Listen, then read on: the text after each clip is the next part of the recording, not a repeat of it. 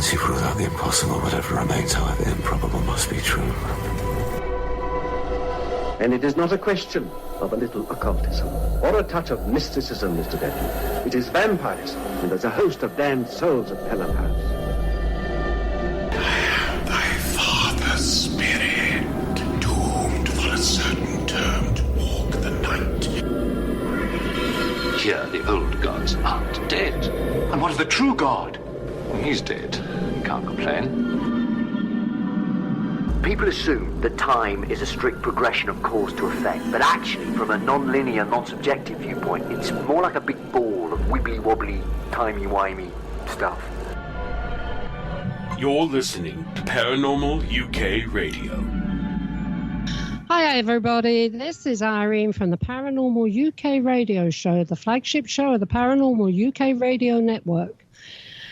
And every time I say that now, I'm out of breath because I have to say it in one go. Otherwise, I just cannot get it out. Hello, Mark. Hello, Irene. You know, it's all those years of smoking doing you in. Oh, yeah. Well, I don't smoke anymore. I haven't smoked now for 3 years. I'm very impressed with that. Glad you quit. Yeah. Yeah, so am I. It's better on your lungs and your heart. Well, I think it's a bit too late for that now, you know. It's more than likely on my lungs. That's why I got this crusty voice. Everyone thinks I'm bloody drunk. But it's not. It's because of the smoking, as I've said before. You know, I was a heavy smoker. I smoked for over 50 years, and it has affected my voice. Mind you, I can sing opera, and my voice is a vibrato. A vibrato? Vibrato. Yes, I got that in the voice. I was told once I was a baritone. Are you? I don't know. I don't know enough about it. Well, like a soprano. I'm joking. Right, now, I know I wasn't going to say anything about the weather in the UK this week, but it's been bucketing it down. We've had Storm Dennis, and all of Wales, or practically all of Wales, and the majority of England is flooded. So much destruction, it's unbelievable. Jeez. Yeah, it's really bad. You know what? The one thing when we were talking with Whitley Strieber last week that I regret we didn't get a chance to cover, he had sent me a note saying, you know, we could talk about it, and then we got sidetracked, was about the weather and the climate change, because you know, he's written a couple of books on that, and you can definitely tell things are strange right now. I mean, here in the Northeast, as I mentioned, we still don't have any snow on the ground. It's been unusually warm. We're in mid-February right now. We should have like a couple feet of snow out there. We have nothing. And it's been cold, but not super cold like it normally is this time of year. Yeah, we've had two named storms, 1 week apart from each other. The first one done enough damage and flooding. Now the second one, it's just finished the job off. Oh, good Lord. Well, let's see what things look like as we get further. And knowing our luck, we're going to get clobbered in March with storms. That's happened to us before. Oh, God, that means we're going to get it as well, because everything you get comes over our way. Maybe. We'll see. Yeah. But they are blaming this on America, something to do with, there's a Gulf Stream over us at the moment, and something to do with the warm air out in America and everything, and meeting the cold air in the middle of the Atlantic has created the storms that we've been having. I don't know. So in other words, it's Trump's fault. Yeah. Why not? Everything else is. Mind you, Boris has had his hand in it as well. Yeah, according to our press. Yeah. So right. We've had... Anything else? What's that? Anything else? Yeah. Yeah, if I sound a little bit down tonight, everyone, you know, it's been a rough week. We lost our dog this week, Dakota, he was 14 years old. He's been with us the last 2 years. We've taken care of him because his former owner couldn't take him with her when she moved. He was very, very lovable, but we've seen the last a couple of months, that he's just been getting worse and worse, and he finally passed away here at home Thursday morning. So we're still kind of reeling from it because he and I really bonded. In fact, I'm shocked at how quickly and how hard I fell in love with a dog in my life. And I've had dogs in my life. But for some reason, he and I, it was just such a strong bond. And, it was tough. What was that? He was always beside you when you worked. He was there beside you on the floor. Yeah. Yeah, laying here. He'd hear my voice talking during the day. Yeah.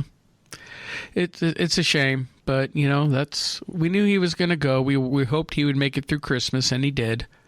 So, but he passed away peacefully, and we gave him lots of love and attention, so...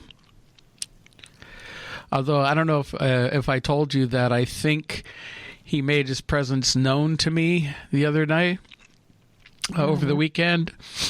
We were driving, going out to dinner, my wife and I, and all of a sudden in the car, I smelled, for a brief moment, one of his farts. And I'm sorry, for an old dog, he farted, and it had a particular odor. And I smelled it in the car very briefly, and I'm going, okay, he's letting us know he's still around. What a way to do it as well. Yeah, I mean, it was unique. I mean, how else is a dog going to tell you that they're around unless you see it? But the smell, oh, yeah, that was very distinctive. Yeah. Oh, that's good. That's good. Well, that's nice. It really is nice. Yeah. Yeah. Are you sure? I was going to say, are you sure it wasn't you? No, mine has its own unique smell. Perfumes, I know. But, it's him because of the smell. Yeah, it's his way of maybe saying goodbye.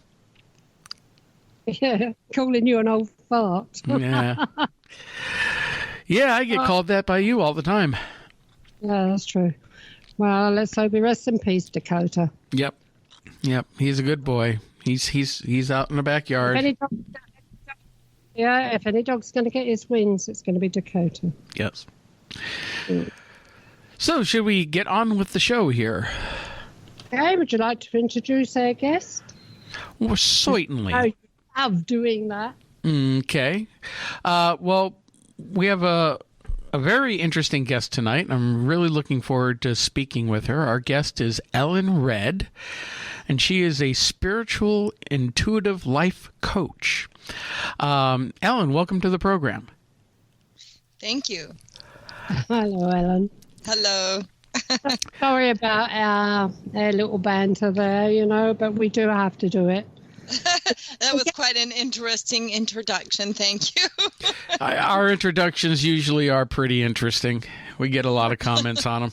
It's the only way to get our stress out, So usually we're arguing or insulting each other, but today was Mark had a sad announcement with Dakota and one thing or another, but normally it's blooming havoc sometimes, but we can distress it. When he gets on my nerves, I get on his nerves, so we do it through the banter, don't we, Mark? Hash it out. Yes, we do. Like I usually come July, we like to I like to tease her about 4th of July and how we kicked her and her red coats out of the country. And read the history books, boy. Read the history books. She refers to it as Ungrateful Colonist Day. That's funny. Yeah, so that's usually how we go at each other. So anyway, let's get down to you, Ellen. Being a spiritual intuitive life coach, a little bit of a mouthful, and yet want to just ask you a little bit about yourself. Obviously, if you're a spiritual intuitive, if you can tell us a little bit about your history, when you realized that you had certain abilities, and what were those abilities? Okay. Well, I had a death experience at a young age. I drowned when I was 4. That was the beginning of it because, that was sort of my first encounter with the other side and really having a remembrance of the non-physical dimensions. And throughout my life, I just had really profound spiritual experiences from out of body, lucid dreaming. I was always, at a young age, especially up into my teenage years, I was always dreaming prophetic dreams and seeing things before they happen and announcing them into my family. And so my dad recognized that I had a gift there that his grandmother had. So it was kind of early for me that I started to realize that I had, this capacity to understand the non-physical dimensions. And of course, I was in denial about that for a long time, late into my 20s. And then about the time that I was in my 30s, I had a full-blown spiritual awakening, third eye opening and all that stuff. And it was undeniable at that point. And I was given the pearl of wisdom, if you will. And over those years, I went through, ascension stages, and eventually I was very clearly guided to become a spiritual intuitive life coach, or I like to call it an ascension guide.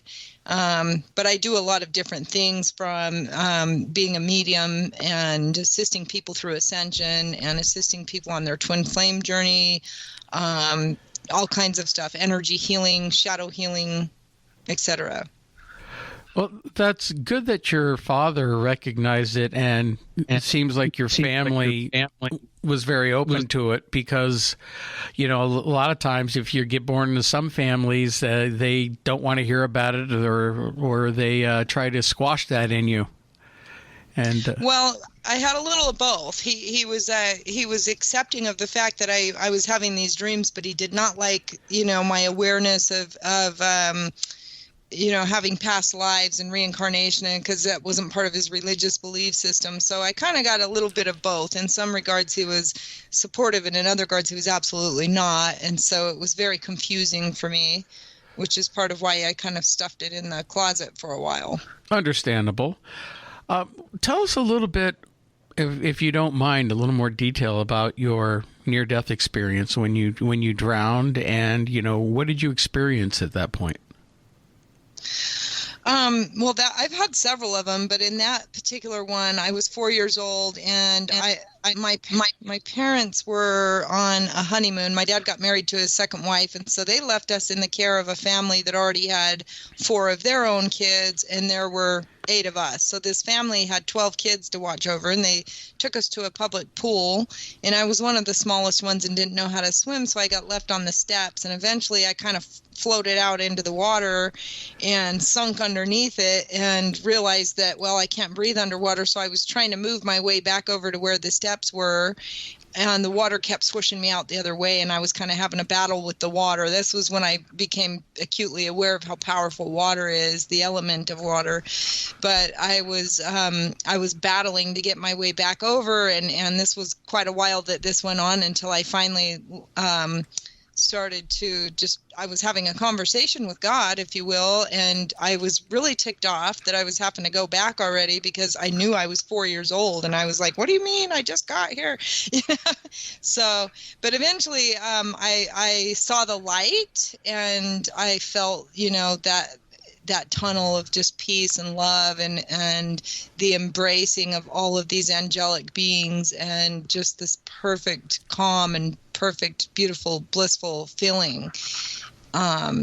And I just had an understanding of our love and our oneness and that kind of a thing. I also saw yin and yang, the symbol of yin and yang. At the time I wasn't exactly sure what that meant, but it touched me, and it was obvious that I had gone to the other side. And so when I came back, I had a deep impressions of what heaven was like. Now, do you remember talking to anybody specific or meeting any people in general when you were over there at that first time? And I do have to comment on the fact that I didn't want to interrupt you, that you said the first of many times. I mean, how many near-death experiences have you had? I know, I'm worse than a cat. I've had a lot of them.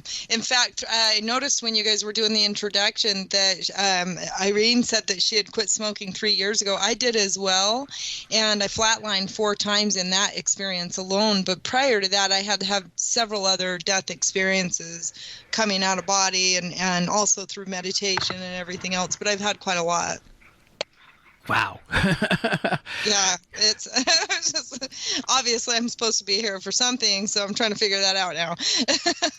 So it was after the first NDE, near-death experience, that you realized that you started to understand you had this intuition, these abilities that your dad recognized in you? Yeah, it was pretty obvious, like, for me early on. I had several quite profound spiritual experiences at age 7, and I also had a really challenging upbringing as well. And so it was like, obviously maybe I was meant to have these experiences to help me cope with the earthly life that I was given, but I was left home alone a lot, and so it caused me to do a lot of inner searching and searching for somebody to hold on to and grab onto, and there was nobody there except the spirit world. So it sort of forced me to seek understanding in other places. Well, I like getting into some details, if you don't mind talking about them. When you say you had a couple of other experiences around when you were 7, that sounded pretty important. Can you talk about what those experiences were? Yeah, we grew up in a neighborhood in Utah, Salt Lake City, Utah, back in the early 80s, and late 70s is when I was a small child. And during that time, that was when there was quite a lot of activity with serial killers all over the planet, all over the country, and especially Ted Bundy had just been in Utah and had heard a couple of girls out there, and we had Jeffrey Dahmer's and all that. And so it was really ripe in the air. And we lived about 4 blocks away from a serial killer who was killing young children, 4 and 6 and 10-year-old kids. And actually there were a couple at the time, but we had one in particular that lived 4 blocks away from us. And he had been in our neighborhood in front of our yard trying to get a couple of my brothers to go to his house at one point before we knew that he was the killer. And I was in a grocery store when I was about 4 years old when a boy named Danny Davis went missing. And I just remember hearing the sound on the intercom, "Danny Davis, your grandmother's looking for you, Danny Davis, and I could hear the panic, and it was getting more. And so I knew as a small child that there was trouble in the air in my environment, if you will. And my parents had been divorced. My mom was deemed mentally ill, and she moved to another state. So my dad ended up really kind of raising us by himself. And you know how that goes when you're a single parent. You just simply can't do both jobs. So the kids got left home alone a lot. And so here we were in this environment where we were left home alone. There's serial killers everywhere killing people. And because there was no parent to oversee us, we kind of had to leave the door unlocked so that each of us could come and go as we needed to from our different school schedules. And so I grew up in an environment of real raw and very real fear. And we had a field that was behind our house that I used to have to walk through to get to school every day. And it was a field that a lot of homeless people would come and hang out because there was an old guy, Mr. Jones, that would go to Mexico half of the year. And so these drug addicts and homeless people or whatnot would come in this field where his homes were, and they would hang out and mooch off of his property and do drugs and things like that. And I would have to walk through that field every day to get to school and every day to get back. And it was terrifying. Oh. And so eventually I used to pray a lot and cry and beg for, somebody to be there for me and all of that. But I remember one time in particular trying so hard to get the courage to walk through that field to get back home again. And I was almost paralyzed with fear. I just couldn't seem to get myself to move through it. And I had to get home, but I just couldn't do it, And I had a real one day I just had this real profound Christ-like image come and touch my heart, and like my whole heart just lit up and opened up with light and love, and I was told that I would never have to worry about walking through that field. And I just had this warm feeling all around me, and this understanding that I was always going to be safe, and that I didn't need to fear it, and that I was going to be protected. And I felt it all throughout my being, and I never once feared walking through that field again after that. So that was, just one of many, many, many experiences as a small child that kind of got me going on the path. I mean, later I've had quite a lot of other types of experiences, but that was one that I was 7 years old, and I knew that I was being protected somehow. It's fascinating. You were going to say something, Irene? No, I wanted to ask about the tunnel, actually, when you saw the tunnel. Oh, the tunnel in the drowning? Well, you see, my father, right, he was like you. Well, he used to dream. And everything he dreamt always happened. Mm-hmm. I was at the ironing board one day. I was in my, I must have been about 28 years old, ironing something to go to work in. And I went downstairs, and he told me that he had a dream. He'd been in a tunnel. He was taken through this dark tunnel, and he knows that it was death. That he was traveling through this tunnel, and all these hands were trying to grab him. People were trying to grab him, but he could see the light at the end of this tunnel. Mm-hmm. And I never clicked. Do you know, I just put it down to being a dream. I never clicked, but 1 month later, my father was dead. Wow. So obviously he foresaw his own death. Yeah, it sounds like it. But it always worried me, because they said it wasn't a good experience. So even when I did click and realised he's foreseen his own death, what worries me is the fact, did he really go through a rough time after he died in that tunnel, wherever he's gone or whatever? I don't know, and it upset me. It just upset me, because Dad's account of going through the tunnel was not a good one.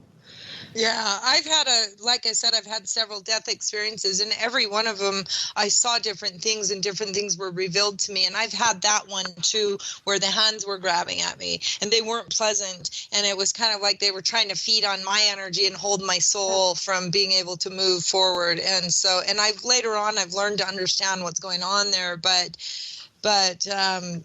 every experience that I've had has definitely been different. Most of them are pleasant and positive, but I've had a couple that were definitely not on the light side of things. Yeah. When I quit smoking in particular, it was the darkest death experiences that I've ever had. Well, you're in a dark place when you quit smoking anyway, don't you? Because you're actually gagging for a fag. Yeah, Correct. Maybe so. It was pretty intense. I was shown a couple of other past lives when it happened, like two portals in the sky kind of opened up, and I saw two past lives that I had passed away in similar circumstances. But I was flatlining, and when I hit the bottom, it was all darkness. There was nothing love or light or anything there. It was quite unpleasant, and I had to really fight through that and fight to save my life, and fight to breathe again, and fight to renew my lung. I'm 3 years into it like you are, and I've been in a sick bed pretty much for 3 years, just fighting to heal. Oh, this is it. Now, were you in the hospital when this happened? Not when I flatlined, but I did go to the hospital, every time that happened, I would go to the hospital, and I was asking them to help me breathe and to give me x-rays. I was given, before I quit smoking, I had an angelic being, two of them actually, but one in particular was a female, and they tried to lift my light body out of my body and showed me that I was hooked, and there was a hook on my light body, so I couldn't come all the way out of my skin, and that I was going to need to quit smoking, and they showed me this large dark spot on the left side of my body. And I also had dreams and things like that prior to this, so I was being guided up to this point so that when it happened I wasn't as in shock as I might have been otherwise, although I did go into shock over it as well because it was really traumatic. But they showed me this darkness, and so I meditate a lot, and I really communicate with the non-physical every day, and so I was trusting everything that they were showing me and leading me through. And at this point I was going to the hospital asking them to give me x-rays, and they were treated me like I was a crazy person. They said they didn't see anything and all that. And 3 months later, I ended up purging out a mass out of my lung that was about larger than a baseball that I was suffocating under. Holy crap. Yeah, I have pictures of it. But they didn't see it in their x-rays.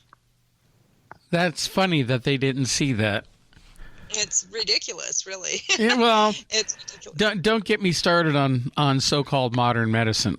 Right. You know, I mean, we've come a long way in a lot of different ways, but we've also taken so many steps backwards. It's not even funny.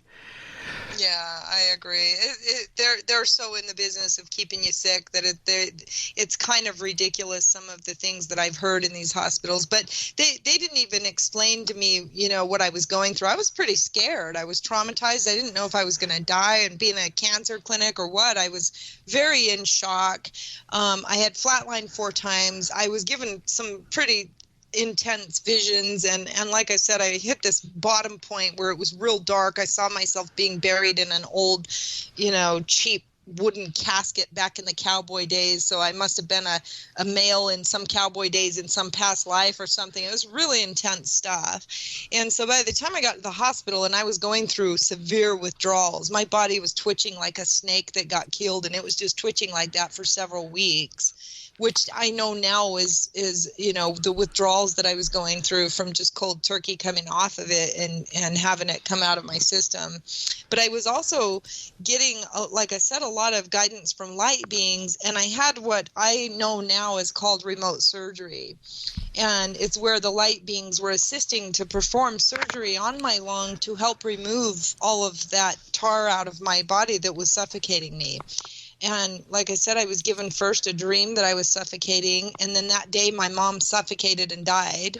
And I thought it was me in my dream, but it was her. But then I also realized that we're doing a lot of ancestral karmic kind of healing together. So I was given that dream the day that she did, and she ended up on life support for a few more days, and then we pulled the plug on her. But she did suffocate, asphyxiated, and I had dreamt it. And then 6 months later, I was asked to quit smoking, and I was suffocating under this tar. So it was pretty intense stuff. But I was getting guided by these light beings, and what I understood is that they were kind of assisting to perform surgery from the non-physical dimensions. And I trust the spirit world with everything I am. I trust it way more than the humans and way more than the human world. And so I follow it all the time. But of course, this was the first time I had something like this happen, so I didn't know it had a term like remote surgery. I just understood kind of what was happening, and I just so happened to get on YouTube, and there was a video that came up from Wayne Dyer, and he literally talked about having remote surgery done on his eye by light beings. So it was a confirmation for me that what I just experienced was real. And it was awesome. Wow. Now, very interesting. Well, I wish they'd do a bit of remote surgery on me. We can do some surgery on you. Yeah. My back. Do my back. And Right. also, I'd never bought the tar up. This is it. You've never have. It has come off of my chest. Maybe Did that's you- why I rattle when I talk. Do you still have like the phlegm and stuff in your lungs? What's that? Nothing's ever come up. I've never bought anything up. After I stopped smoking, I never got any coughing or anything like that. Well, some of it can go in your stomach as it's, as your body's going to purge it out eventually, and it's going to come out somehow or another, whether it's through your stomach and your intestines or through, whatever. For me, it was just such a mass there that had built up that it was life-threatening, very much so. And the doctors didn't understand. They really did not help me at all, and they were really pretty rude to me also. And so but I've had so many experiences like that even with my healing, I always go to the spirit first because I just trust it so much more. But for me, it was definitely life-threatening, and I had been meditating quite a lot for a lot of years, so I've made it so much of a daily practice that I don't know. Maybe that was part of why. I'm not sure why people have different experiences, but I just know for me that I really meditate with the light beings every day anyway. So in this case, it was just, and I get high voltage lessons in life too, like high voltage hardcore situations and high voltage angelic situations as well. So I don't know. I mean, everybody's different, I guess. Well, what do you mean by situations? Sorry, Mark. Didn't mean to interrupt. What do I mean by hardcore situations? Yes.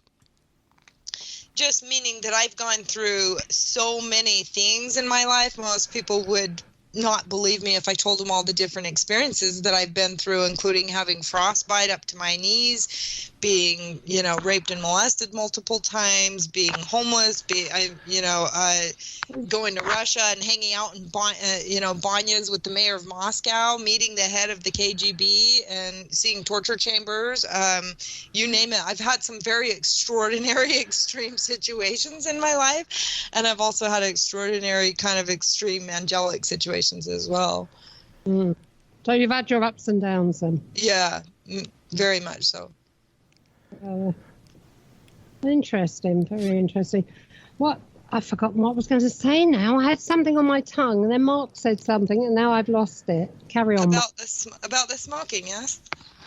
Yeah, it was about the smoking. I know that most people that give up smoking, they bring up all this gunk and everything, but I could never understand why it never happened to me. I smoked since I was 13. Over 50-odd years I smoked.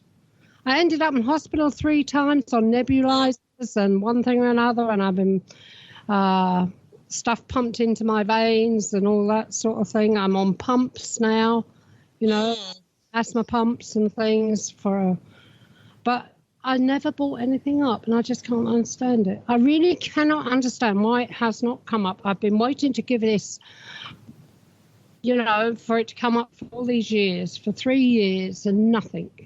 I was drinking a lot of apple cider vinegar. I was kind of guided to drink apple cider vinegar, and I was doing some real purposeful breathing techniques, pulling the light in through my lung and stuff like that. And that may have helped cause it to purge up. But like I said, I felt them performing a surgery on me for almost 3 months. And also, I don't know anybody. I joined this group on Facebook that's got many thousands of people that have quit smoking. And I posted the picture up there. Nobody's ever said that much came out at once. Usually they'll have like a little dime size or a quarter size or whatever here or there. But it was kind of unusual to have that large of a mass come out in one clean, shot. It's kind of gross that we're talking about it, but it is what it is, right? It is. You never know. People hearing us might be so revolted by it that they may give smoking. Right. Do them good.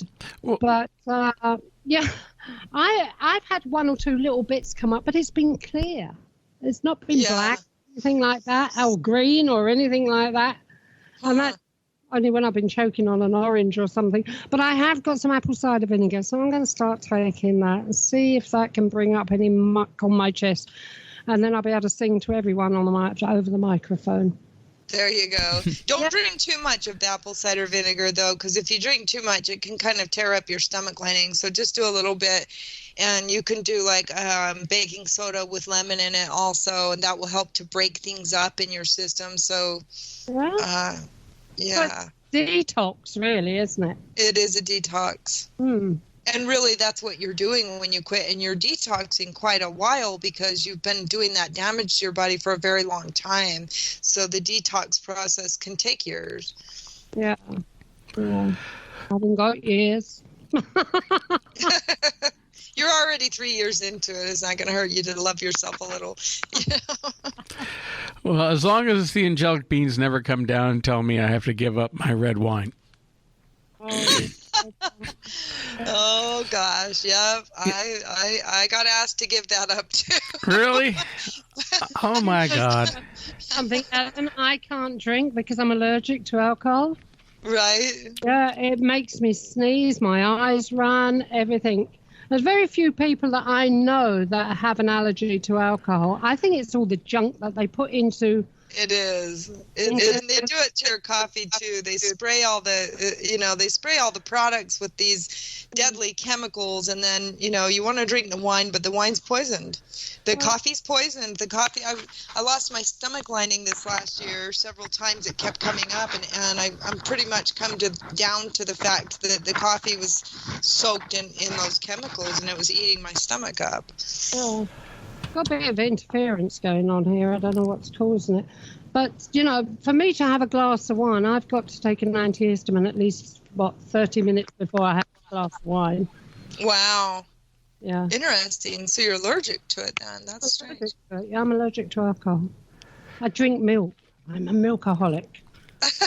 That's funny. I can only drink lactose milk. I can't. I'm lactose intolerant now, and that started about 3-4 years ago. And that's probably from the chemicals in there too. You think? Yeah, it could be. Could be. Anyway, that's the medical side over and done with, people. Right? But now I want to back up a little bit to something you just said earlier, and I thought, Irene, you would have been all over this like white on rice, but how did you get into a situation of going over to Russia and meeting the head of KGB and hanging out with the mayor of Moscow? I mean, what was that situation? Well, I grew up in Utah, and I had gone to college for public relations and marketing at the University of Utah, and I just got out of school, and there was a guy that was very wealthy that lived in Park City, Utah, and he was very reputable. He owns half of Parley's Canyon, and he helped to develop 2 of the world's most expensive hotels that are in Utah, in Park City, and he happened to own a business in Russia where he was basically the money man. He was lending Russia. He was lending the dignitaries of Russia monies to renovate Hotel Moscow. So he was their bank, and he was my boss. And I did marketing for him at the time. Pardon? Sounds like an ex-boyfriend of mine. That's funny. Well, he was much older than I am, but he was my boss, and I did a lot of marketing and PR and stuff for different businesses that he had in Utah and in Park City. But in this case, it was in 2001, and Russia had just opened up real estate for private citizens to purchase that year, and they were also renovating, and he was the money man for them. So I got to go out there for a couple of weeks with him, and right when we got off the plane, we had a couple of cars worth of bodyguards surrounding us the whole time, and it was very, very interesting journey. I ended up making friends with the head of the KGB. Had a daughter named Maria at the time, and she was my age, and we worked together on some of the stuff that we were doing there, and we became really good friends, and it was very interesting. Her story was very interesting also. What did you make of Russia? It was awesome in some ways, and it was really strange in other ways. I ended up on a date with an Armenian gangster, and those guys now are kind of like the mob, the Italian mob was in Las Vegas in the 50s. They're literally running around with bodyguards and shooting each other and, committing some pretty crazy crimes and things like that. And so there's Armenians, Chechens, and Russian people. So there's 3 different types of Russians that are all coexisting in Russia. And so it was kind of interesting to just learn the different types of people and what's going on in their culture and stuff like that. But it was cold, and it was snowy, and there was a lot of I got my life saved pretty much 3 times while I was out there, so it was interesting. But I had a cab driver tried to get me into his cab, and I didn't need a cab, and he was very, very insistent that I got in his cab, and that was kind of weird. So I think there's a lot of stuff going on, the sex slave trade and things like that. The most wealthy women out there are the hookers, because the people are only allowed to make so much money a month no matter what they do. They can go to school for free and become a doctor, but they're still only getting $400 a month. Yeah. And so the people that are doing like prostitution, they're making loads of money, because people from all over the world and the USA and stuff are coming out there and paying these prostitutes, and they're very wealthy women. So it's kind of an interesting culture, to say the least. But. No, in my day, I was wondering whether you noticed how clean it was, because in my day, the streets and everything were absolutely spotless out there. There was no paper anywhere kicking around in the gutters and the streets or anything. What part of Russia were you in? I was all over Russia. You were all over? Yeah. I think that's enough about Russia then. That's funny. I was right in the heart of Moscow, and it definitely wasn't dirty, but it was Moscow that I first noticed it. When I first compared with London, it was absolutely spotless. I didn't really have that impression. I grew up in Utah, though, and Utah's very, very spotless. So anywhere outside of there is always a little bit of a hit or miss. But I did notice that people, were putting their cigarette butts on the ground and stuff. But you were out there in 2001, weren't you? Yeah. I was out there a lot earlier, you see. Mm-hmm. When there was, in the days when if you did throw a cigarette butt down on the ground, you would be in a lot of trouble if you got caught. Oh. But, yeah. Anyway, so getting back to what we were talking about. Well, you've had a lot of, from what little you've said of your life, Ellen, you've had so many different experiences, good and bad and just plain wild.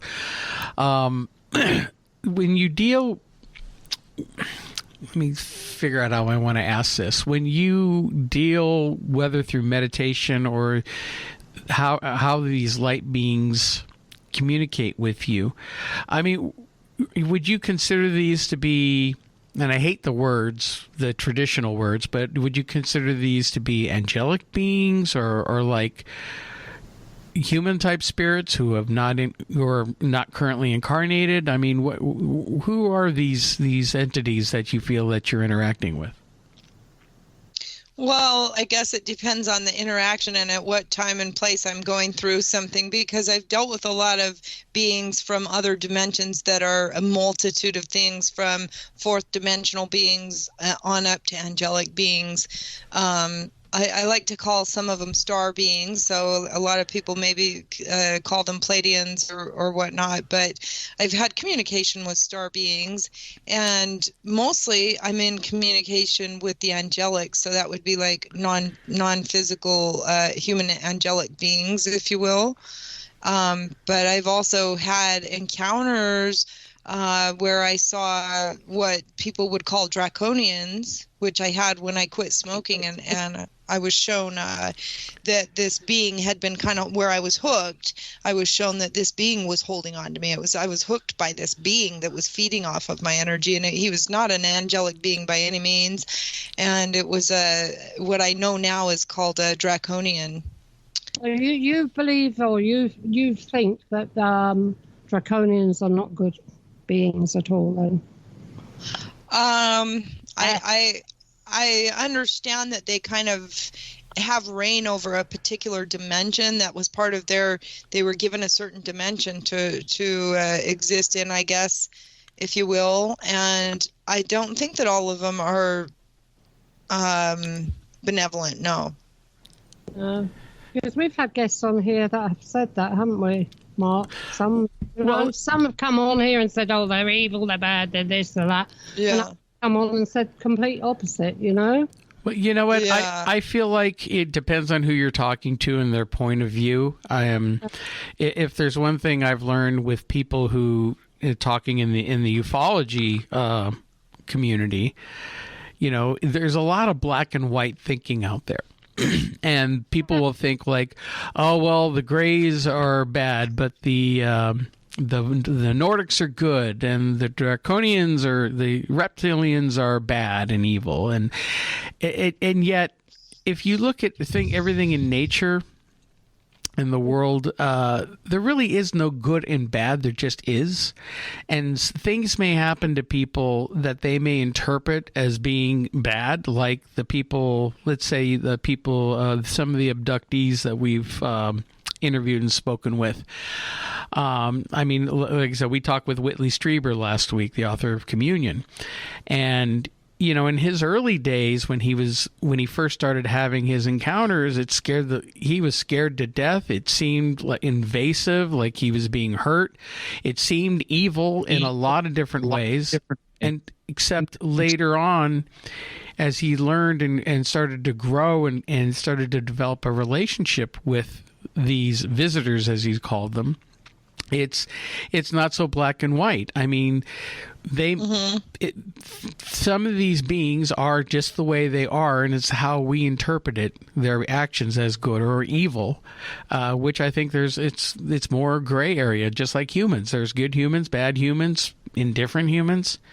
I think it's the same with most of these races. The majority of humans are not born bad, just like animals. They're not born bad. It's life that makes them go bad, Yeah, I was going to bring up 2 points on that. One is where you said that there's no good or bad, there just is. It's kind of like, yes, but the deeds that Jeffrey Dahmer did weren't necessarily benevolent deeds. So it's not, it's just one of those things where, and why he did them is a whole nother story. And of course, his core being is light. He was made of the light, like all of us, right? So what I understand with the draconian experience that I had, and I don't have, in my understanding, I just believe that we're all one, including the draconians, including the grays or any other, races or whatever else is in the cosmos. It's all made from the same source creator. And so at the end of the day, it's all about love.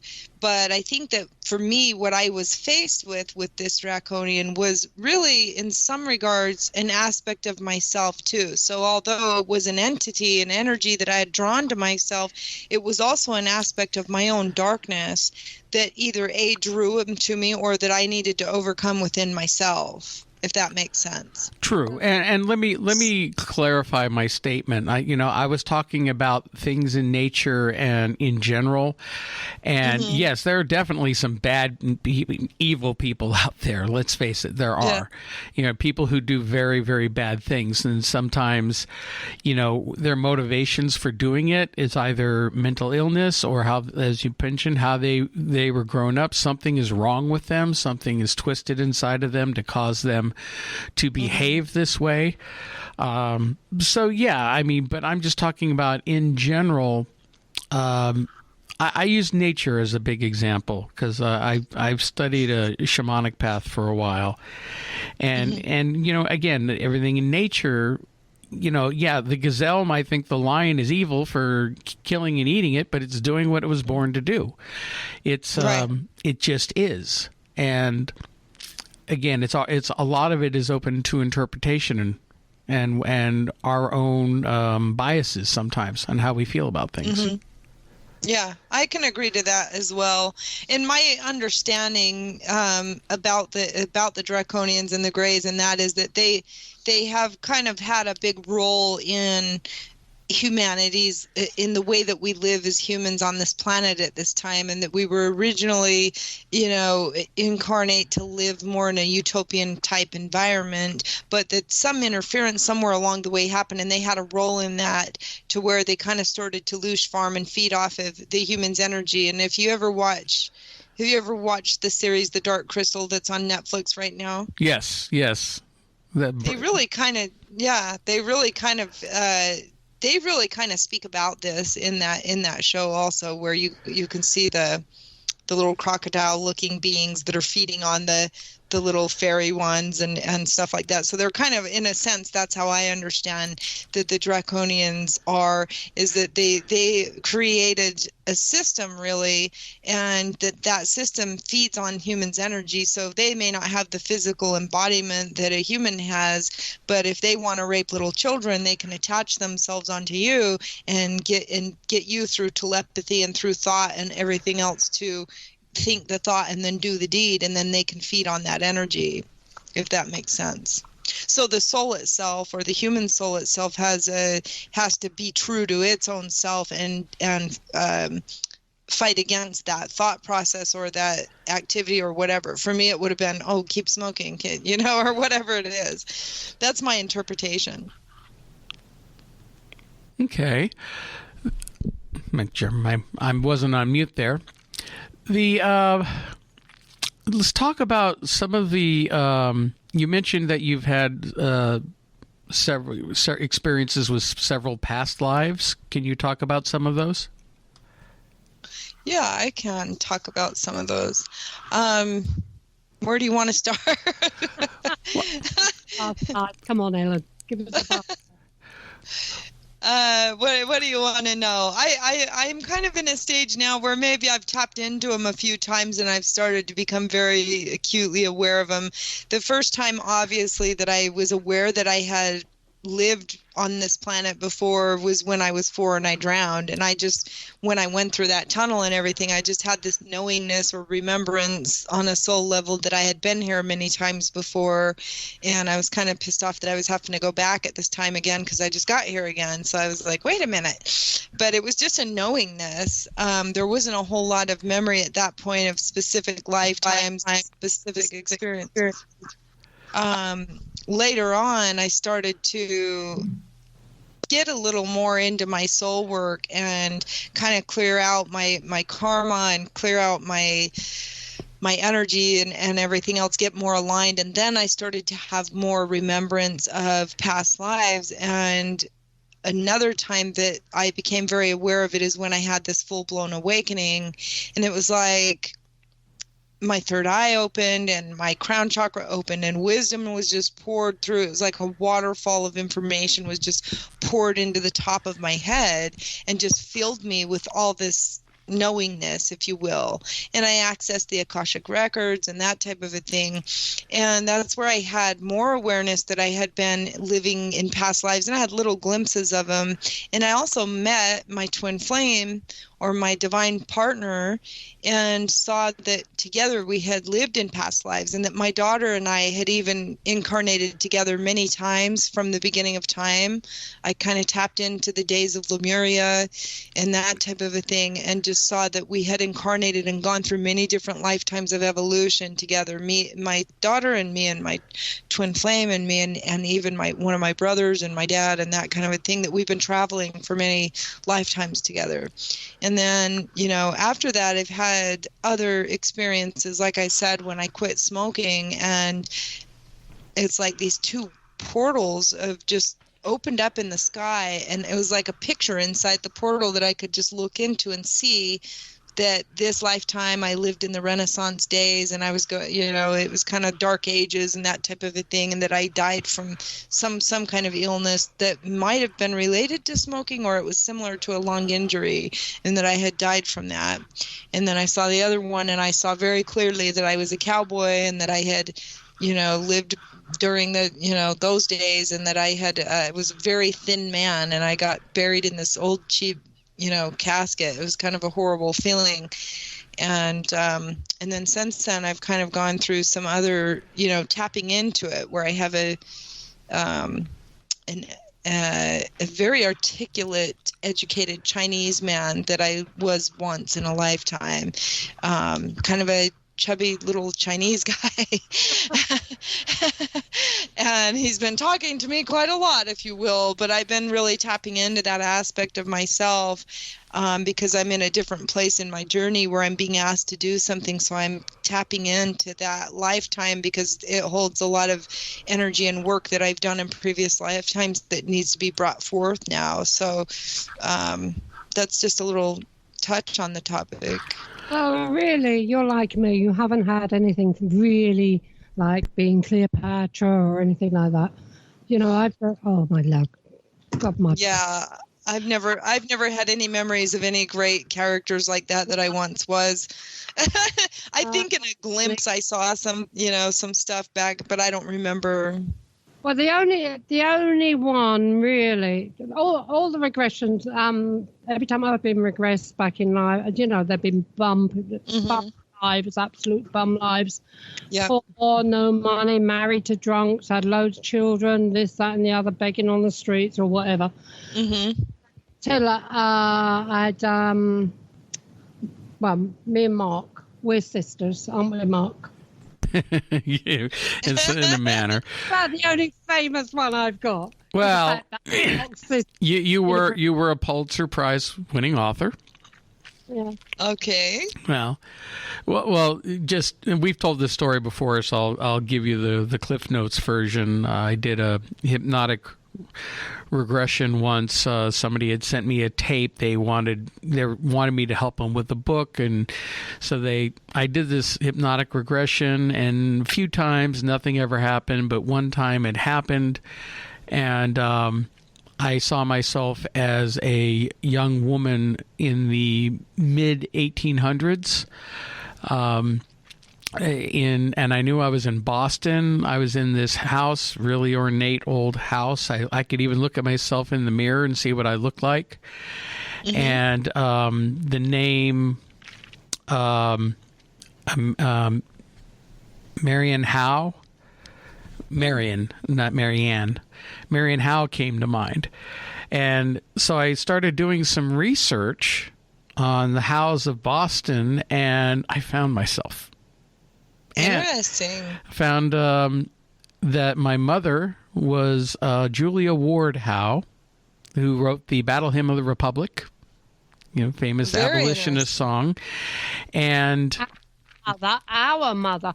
Well, we're just arguing.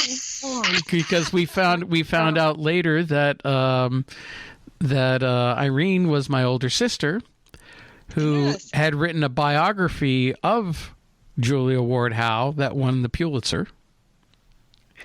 And we actually found pictures of ourselves and found where we died and whatnot. There's a lot of information about it. It's not the same even now, don't we? We haven't changed much. No, we still argue. You bear a resemblance to her, and I bear a resemblance to your sister. The pictures that we found, there was a family picture of the father and the three daughters and one son. And the picture that was of Marian, actually her name is Florence Marian Howe, has a vague resemblance to me, especially when I was young at that age. And that's awesome. And the picture of who Irene was supposed to be, and I forget her name off the top of my head, looks like her when she was younger. So that's so cool. Very, very interesting experience. Then I started looking into the character that I was meant to have been, right? And she had a love for Naples and the Amalfitano area, and actually she wrote a poem or something, a piece on Amalfi. Well, I go there every year, so I've been going there every year to Amalfi in Italy since 1970. In your physical life, you've been going there? Yeah, my life is Amalfi. Interesting. Yeah, she's always loved traveling there.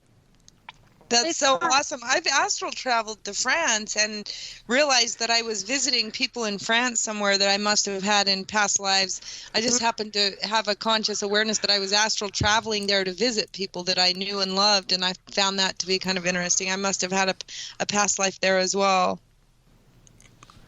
Yeah. Well, it's when we talk about past lives, as Irene mentioned, in most past lives, you're just an average person. You're never really anybody famous, and even most people they're either Cleopatra or they're Father Christmas or somebody, or Jesus Christ, Yeah. Well, but again, it was interesting that the people we found were slightly famous and known. There was one time, oh God, many years ago when I first started to learn to meditate. I got out of it. I really need to get back into it. But I did a kind of a journey once, almost like a shamanic journey, and I traveled to the Akashic Records, which looked to me like this big grand library with white marble columns and miles and miles of like books and scrolls and whatnot. And I was led up to this one little section that was me. Yes. And I was allowed to pull two of them out to see what these past lives were. And one of them was a Roman emperor. Now, Oh, sweet. there was no name. I mean, I don't know. I don't think it was any. There were a lot of Roman emperors. So, but I don't think it was any of the more famous ones. But it was a Roman emperor in one life. Back then. What's that? Didn't get stabbed in the back then. Not that I'm aware of. I couldn't remember. Did you fit while Rome burns? Well, no, I was not Nero. But again, what I was being shown was for a reason. I just got the vague, details. One lifetime was a Roman emperor, and then I pulled another one. I was a lady in waiting in the Middle Ages. So in a way, the lesson that I was being taught for that point in my life, I felt was balance, the extremes. In one, I was a man of power. Another one, I was a woman in servitude.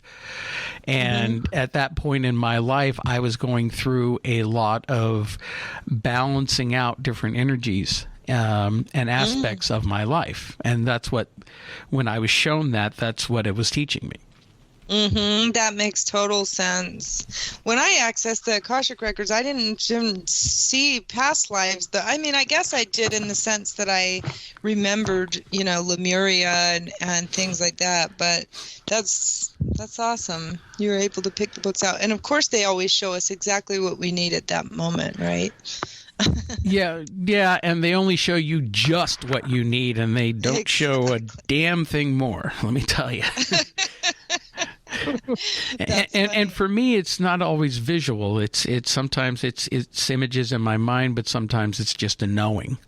I'll pick up on information and knowing more than actually seeing anything. And again, I don't call myself a psychic or anything like that. I've just in over the years things that I've experienced. Yeah. All right. What I want to ask you, Helen, is do you have the ability to remove dirt and clutter from someone's previous past life? I have the ability to remove dirt and clutter from their energy field, which would include part of their past lives as well, yes. There you go, Mark. Get cleaned up, Mark. What's that? She's told me to get cleaned up. Oh, that's funny. You got dirty hands, huh? I don't know. That's funny. Who knows? You mentioned earlier about twin flames, and for a lot of people, what is the difference, and from your interpretation, between a soulmate and a twin flame? Yeah, I know. This topic is one where there is so much misinformation and confusion about it because it's such a confusing journey to travel through. I can only speak for myself and what I've experienced, but I went to Source about 10 years ago. I had my heart just ripped right open and torn in half, and I went to Source, and I was shown that we are made in our soul male and female. And people, take that for what it's worth. I'm not going to say it's, same sex or not same sex or whatever, but your soul is made with male, female aspects of itself, right? And that that we were made this way. Our soul is created this way. So we're already in this wholeness with a divine counterpart or our alchemical partner. And that part of our journey in incarnating was to come apart and to go into darkness and go into these, war type situations and everything else, and see if we could find our way back to love and to our soul and our home again. And anyway, the difference between a soulmate versus a twin flame is that the twin flame is you and is always with you at all times, whereas a soulmate really doesn't share your exact same soul signature. You're a unique soul. You're the only soul like you in all of the cosmos. Nobody can duplicate you. You're unique. You're the only one. And yeah, we're all connected as one on a certain level, but you're the only one that's the exact puzzle piece that you are to the big puzzle of all that is, right? And your twin flame is the exact same energy as your puzzle piece that you are, and they're the only one that is the exact same as you.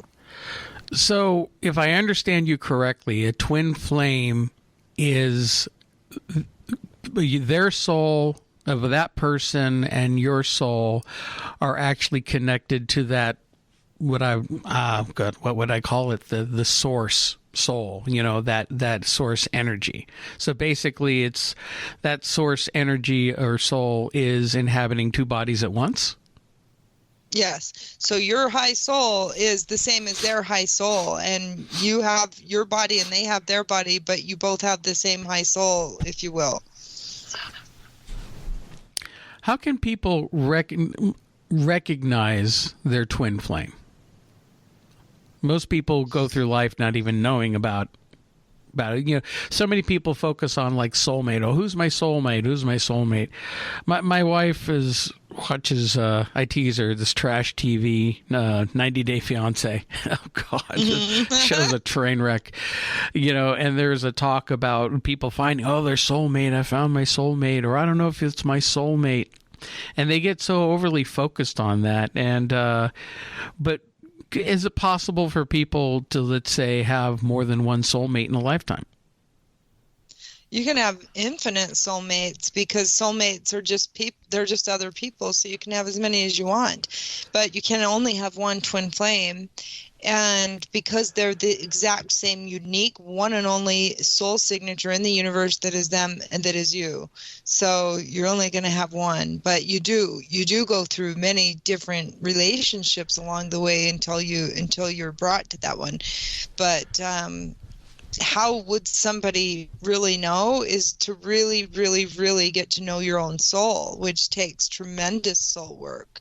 It's not something you're just going to say, I want to, whatever. You really have to become familiar with your own self and delve into your own shadows and into your own, demons and everything else until you really start to understand who am I and what am I about, and embrace who you are and stop pushing parts of yourself away from yourself, Now, is a person's twin flame, based on what you were talking about, the masculine and feminine side, is that twin flame in a physical lifetime with you the opposite sex?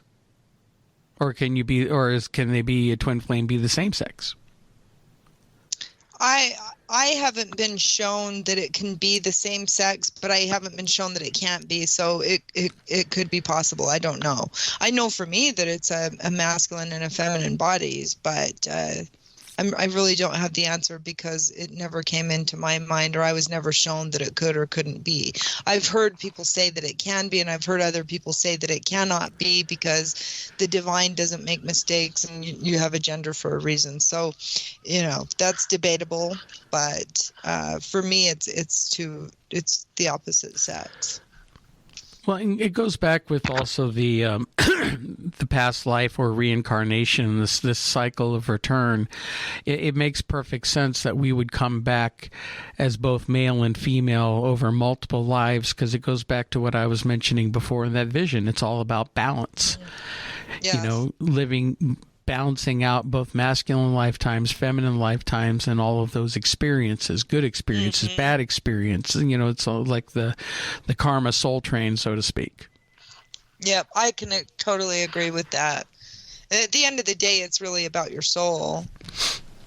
And your soul, it doesn't have a gender in the higher dimensions, so it's not necessarily you're here to have soul expansion and soul experience, whatever form you're in.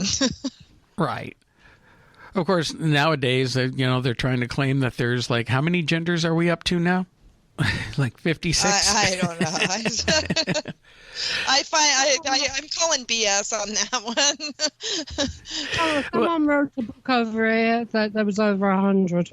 Yeah, and that's just part of the whole ridiculousness of our modern Western society. It's like, come on, people. Yeah. I mean, I can understand, because I know gay people, I know transgendered people, and I can understand that where there's something within the their soul that's inhabiting their body that needs that experience. They're identifying with the one soul. But these people who come and say, well, I'm gender neutral. It's like, no, you're not. I mean, you can be a little androgynous, fine. But when it comes down to it, do you have an innie or an outie? Exactly. I totally agree with that. And I agree. I have friends that are transgender, and I've, of all different types of people in my world. So it's not a judgment thing or anything like that. But I will say that I had another out-of-body experience where I was kind of traveling through the womb, and I remembered being in my mother's womb, and I was squeezing onto things, and I remember seeing and understanding something to do with the fact that there's a lot of womb healing that's needed as a collective, individually and collectively. And in the womb, because the womb has been raped and there's been abortions and all types of things, there's a lot of old muscle memory issues in the collective womb itself for all women. And so as the soul's incarnating, if there were problems where maybe the woman was raped or whatever, then the soul incarnating can choose that it's going to be, gay or transgender or male or female or whatever it is. And it's choosing that based on some of the karmic healing that's being needed to be done. So I think that in the higher picture of things, there's a lot more going on than just, I'm gay or I'm not gay or whatever it is. There's a lot of deep quantum level healing that needs to be done, and that's part of why people are incarnating with different experiences, right? So that they can work on the healing there. The only one I really can't figure out are furries. That one just goes right over my head. What is it? Wait, what is it? Furries. You ever heard of that?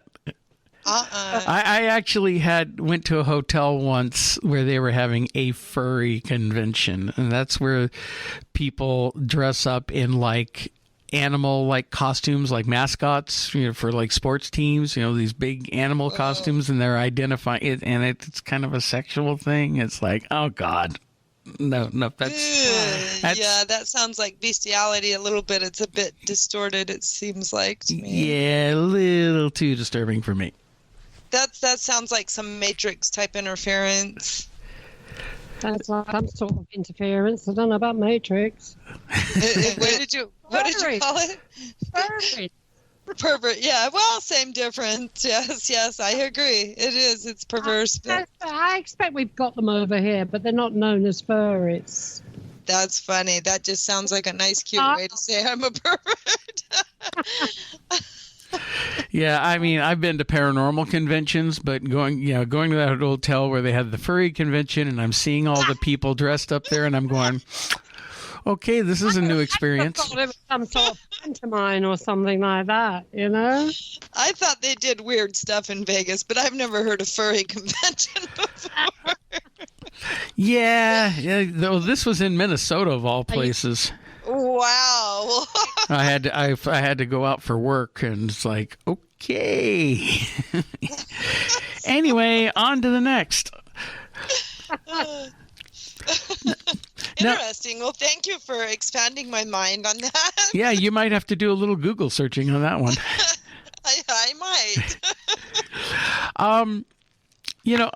In looking at your Facebook page, and it's listing all the different things that you do, there's a couple on here that I have absolutely no idea what they mean. I was wondering if you can enlighten us. What is a quantum grabber? Does it say grabber or healer? It says grabber. Graber. Well, it shouldn't say grabber, so I'm going to have to take a... Where did you find that? On your page. On my main profile? Not your main profile. The actual... The spiritual healer page? Okay, yes. I'm going to have to look at that. It's probably a typo. Okay. And I'm glad that you brought that up, because I wouldn't possibly be able to answer that accurately. Quantum healer, you know what that is, right? Well, actually, not really. What is quantum healing? Well, quantum healing's where if you, let's say you were going to a therapist's office for 10 years and you really had some deep-rooted, psychological problems or emotional issues that you've been trying to work on for 10 years in a therapist's office and you just haven't got there yet, I'm able through energy work and through quantum healing to go in and really kind of unplug the wound and help speed you through the healing quite quickly, as opposed to sitting in a therapist's office for a long time. Not to disregard therapy or anything like that, but you know that when we start to get into the healing arts with spiritual intuition and that, we can kind of go right into the source of where the wound came from and unplug it. And of course, it is spiritual in addition to psychological and emotional. So quantum healing can quickly speed you. It can jump your timelines from one to the next and heal you in Godspeed, if you will. That sounds very similar to in shamanism, shamanic practitioners. There's a ritual called soul retrieval. Yes. And it sounds very similar to there's extraction and then there's soul retrieval, where it's like going through and finding those missing pieces of people, that pieces of their soul break off during traumatic moments of their life, and it's bringing it back and helping to make that person whole. Yes, I do both of those as well, soul retrieval. And I guess quantum healing would just be, in addition to soul retrieval itself, you're also releasing energies that maybe you attach to yourself unknowingly that are causing you to have a thorn in your paw, if you will. Mm-hmm. So when you unplug that from somebody, oftentimes it can agitate them a little bit. They get emotionally stirred up, and sometimes it can even make you nauseated. You've been through shamanic practices, right? So you understand that even in the healing, sometimes at first you take that medicine, it makes you feel a little icky for a minute, and then you feel wonderful. Yes. And you mentioned something with picking up on some energies, and since you're familiar with some of the shamanic practices, have you ever heard of depossession? Depossession meaning exorcism? No. Yeah, that's where people. No. There's a practice of depossession. And in the training that I was taking, not a lot of people would take this part of it, kind of scared them, but I found it to be fascinating, where sometimes people can pick up a spiritual attachment. Yes. and not realize that they have somebody kind of attached to them and hanging on to them. My teachers likened it like some people who have alcohol problems. When you go out and enjoy a drink, they say that the first 2 drinks, those are yours. But anything you drink after that, you're drinking for somebody else. Let's say somebody who's an alcoholic, enjoyed it in life, might be attached to you, and they're using you to try to keep having that experience. But there's many different ways that a soul can attach to you. And I watched this woman who was teaching us. This woman had somebody in the class and brought them up. We found that there was this little girl spirit attached to her for whatever reason, and helping to. So the depossession part of it is not an exorcism, but it's talking directly to that spirit, getting them to recognize that they are no longer alive, to look and find their own inner light, and then also having the other, helping spirits and guides come down and help lead them through the tunnel into the light, into the other side.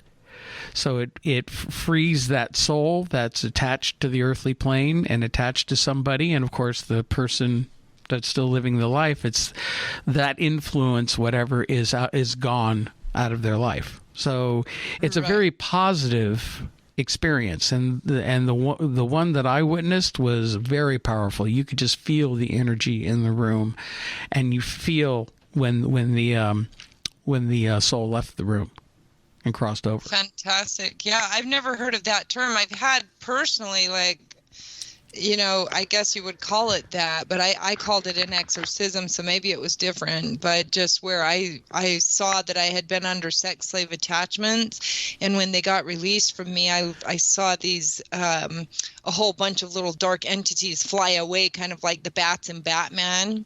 So I don't know if that's the same thing or not, but sounds like your astral critters there, Irene. Astral critters. Astral critters. I've got to mention here that any rude noises going on in the background, again in this recording, is actually Gertie. She's in the room snoring.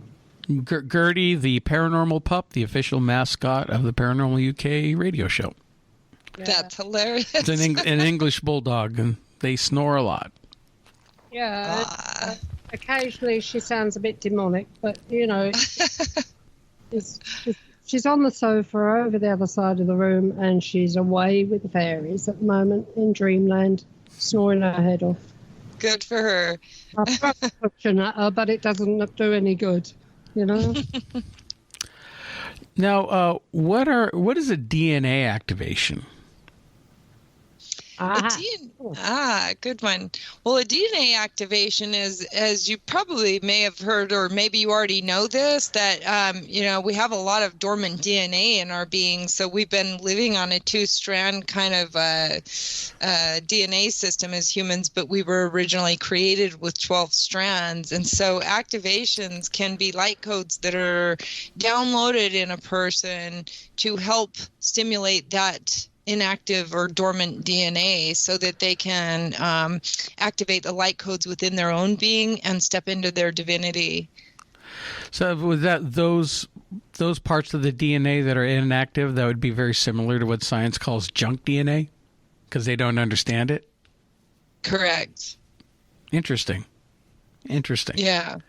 As if the divine makes mistakes, right? Right. Let me just put some junk over here. Yeah, it's like, well, we have an appendix and we don't know what it's for. Of course, I think a lot of that is because, we're hybrids. But that's my opinion. Right. Could very well be. Things left over from, okay, let's pair this up with this up and let's see what comes out. Oh, we got a human here. Yeah. Could very well be. There's some truth in that. And going from 12 strands down to 2 strands, I mean, really, what happened to the other 10 strands? Well, there's a lot of controversy about that as well in the communities, and I can only speak from my perspective and my personal experiences, but for me, when I had an awakening, I kind of just had this full-blown alive, like I became so alive. It was like the movie Limitless, where just all of a sudden I had this all-knowingness and abilities to just do anything at any time, anything I wanted, limitless, possibilities. And so it's kind of like your God genes. It's like your God codes within you, that you are a seed of the divine source creator, and that you have the capacity to do anything with no limitations. And somehow or another along the way, this DNA got altered, maybe from aliens. Who knows? I don't have the exact answer. I can just go off of what I kind of experienced and understood and perceived. But a lot of people believe that our DNA was altered from maybe alien type beings or something like that, and that we along the way that had that snipped so that we weren't in access to all of our divinity codes, really. So as you start to activate it, all of a sudden you have this remembrance that you are a seed of the divine. You can do anything that you put your mind to, and you have, there is no limitations. You can reverse aging. You can, you know what I'm saying? There's just it's kind of, it's hard for the third dimensional human to wrap their brain around, but there's so much more going on here that we just haven't remembered. The other one that I'm unclear on here is an alchemical marriage. What is that? Mm-hmm. The alchemical marriage is the merge of your soul, the feminine and masculine aspects of your soul, coming back into wholeness with yourself.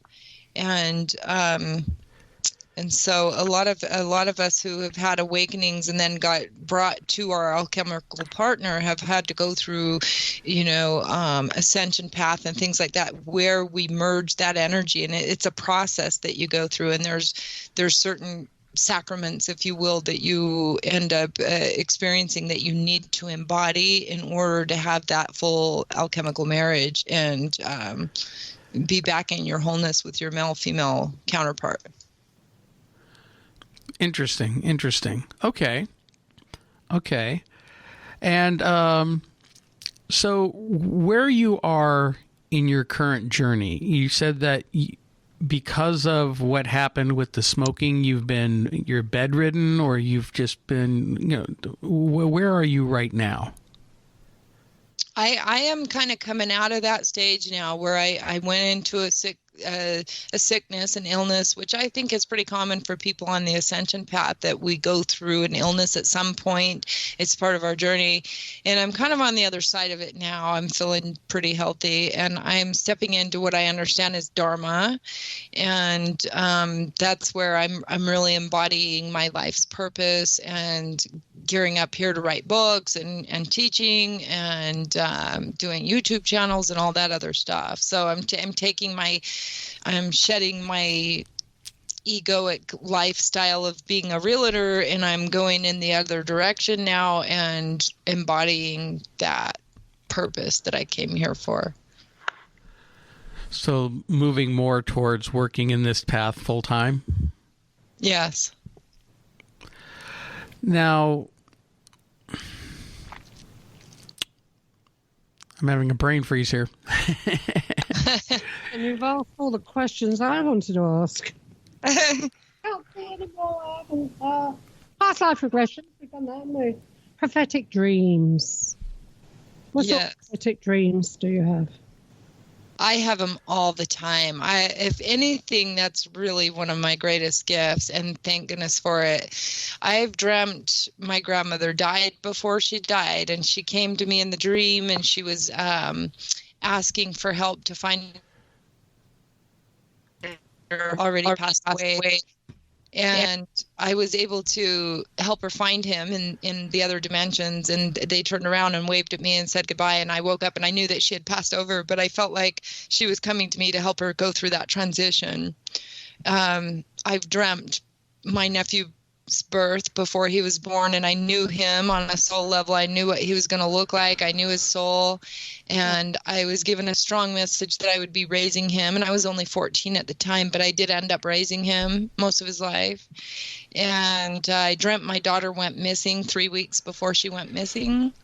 I dreamt that my dad got cancer, and in the dream, he came to me and he told me word for word, just gave me this whole description of what happened and how he had the paper in his pocket and he forgot that he was supposed to go back to the doctor, and months went by, and now it became, level 7, whatever. It was it was a very bad cancer, prostate cancer, and word for word. And I live in Vegas and he's in Utah, so I was trying to email him and call him. I was desperately calling him after the dream because I was very aware of my dreams and knowing what it meant, and I couldn't get a hold of him. And finally he emailed me back, and word for word in that dream he told me in a letter exactly what was told in my dream. So I've gotten to the point now where I've caught up with my dreams to where I pretty much dream the next day what's going to happen. Now, I've only had a couple of what I would call prophetic dreams in my life. And one of them was, I've mentioned this on the show before, 2 days before 9/11. And... But my dream was very symbolic and not exactly seeing things how they happen, but I dreamed I was standing on the banks of a river, and it was weird. It was like everything around me was like this red sand clay with no vegetation, but I knew that on the other side of the river was New York City, but I couldn't see it. And then all of a sudden, I saw 2 nuclear explosions side by side, go off at the same time and going straight up. And you know how, the mushroom cloud has the long stalks, like side by side, like the Twin Towers. Yeah. And then a few minutes later, I saw a third nuclear explosion down to the south. Well, I live in Jersey, and Washington is to the south of me. So I didn't put two and two together until like the day after 9/11. I didn't think of the dream. I didn't think anything about it. And then I'm watching some of the footage at night, and all of a sudden it just hit me like a ton of bricks. I'm going, oh, wow. But because it was so symbolic that, I didn't understand it, or I didn't understand that was like a warning or a prophetic dream of a real event that was going to happen. Wow. Of course, a lot of this was back going on 20 years ago, when I was a lot more involved in meditating and turning within and going on the spiritual. And unfortunately, the last couple of years, I've been so grounded in the physical with work and life stresses and whatnot. I'm trying to find a way to find my way back. And I find it really difficult to meditate. Or even on the shamanic side of it, they do the shamanic journeying and journeying to the different worlds, upper, middle, or lower world. Can't do it. I just fall asleep, or I just can't connect. I just feel like I'm in a holding pattern right now for some reason. Yeah, maybe you're connected somehow to the Earth dimension. There's something you're holding on to here. More than likely. Needs a good clean up. Meditating. Do you do that at the same time every day in the same place like some people do? Me? No, I just don't. Whenever you feel it. Yeah, pretty much. I don't have a real clear routine, especially at this time in my journey, just because I'm out of sorts myself in some regards, just from the last couple of years of going through this other journey. But usually I would have kind of a routine, at least, where I would wake up and go out, and I don't sit and meditate like a yogi. I just go out into nature and maybe do some gardening and that type of a thing, or sit in my patio and just take in the nature, and that's my form of meditation. I don't go to a yoga studio or anything like that. Because I know some people, it becomes a ritual. It has to be in a certain place at a certain time of the day and for a certain length of time. And, and if they don't do that like that, then they get quite upset about it. Yeah, to me that in some ways that can kind of take the spirit out of it, because the spirit's so free flowing, right? So if you get to where it has to be your way or a certain way, then I don't know. For me, it just doesn't work. But see, I can't do it. I've done it. Okay, I will say I've done it when I was younger. But just recently, I think it's because there is, like Mark said, so much goes on in your life that you can't, you just don't get the time or whatever. And I've got to admit, I find it pretty boring when I do try. My mind drifts off, oh, what am I going to cook for dinner, this, that, and the other, It's very hard to get back to where I should be getting to do any meditation. See, and I think I'm the opposite, where I can just be in a meditative state so often that I tend to neglect the earthly responsibilities and earthly dimensions, and it's an imbalance either way, because we have to be able to balance both. But I don't know. I have kind of gone the opposite end of the two of you guys on that regard, and it's really just as painful in some ways. Well, I don't. How can I explain it?